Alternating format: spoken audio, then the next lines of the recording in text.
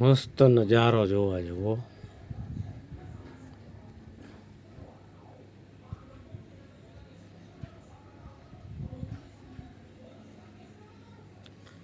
જાણે એ નદીના બે કાંઠા કિનારા દેખાય એવો નજારો હે.